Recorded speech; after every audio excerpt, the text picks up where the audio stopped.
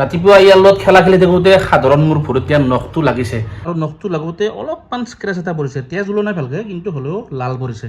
কেতিয়াবা আপোনালোকৰ লগত এনেকুৱা হৈছে চাগে, তাৰপিছত আপুনি চিন্তা কৰিছে যে এতিয়া মই ইনজেকশ্যন ল'ব লাগিব নে নাই। কুকুৰৰ পৰা যিটো ৰেবিজ হয়, সেই ৰেবিজৰ এতিয়ালৈকে কোনো ধৰণৰ চিকিৎসা ওলোৱা নাই। যদি এবাৰ আপোনাৰ গাত ৰেবিজ সোমাই যায় ন, আপোনাৰ মৃত্যু নিশ্চিন্ত। 15 পৰা 30 দিনৰ ভিতৰত আপুনি মৰিব লাগিব। গতিকে ভেকচিনটো লোৱাটো খুবেই জৰুৰী। কুকুৰটোক ভেকচিন দিয়াই আছে, এইখন চাওক, এইখন ভেকচিনৰ পেপাৰ।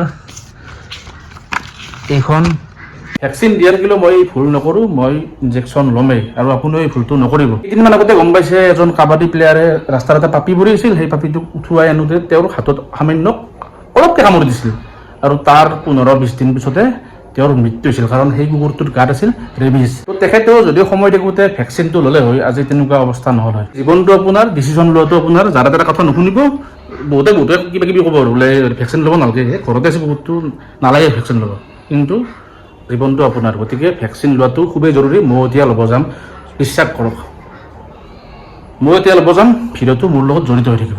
আহি পালোঁ নলবাৰী চৰকাৰী হস্পিটেল, আহি পালোঁ আৰু ইয়াতে ইনজেকশ্যন ফ্ৰী দিয়া যায় চৰকাৰীত। ইনজেকশ্যন ল'লোঁ হস্পিটেলত আহি পেলাই, চৰকাৰী ফ্ৰী হয়। তো আজি মোৰ মানে ৰেবিজৰ ফাৰ্ষ্ট টাইম হয় ইনজেকশ্যন।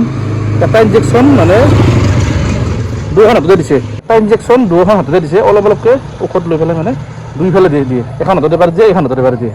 কিনি আৰু সুস্থ থাকক, ভালে থাকক। বাকী লগ পাই আছোঁ নেক্সট ভিডিঅ'ত।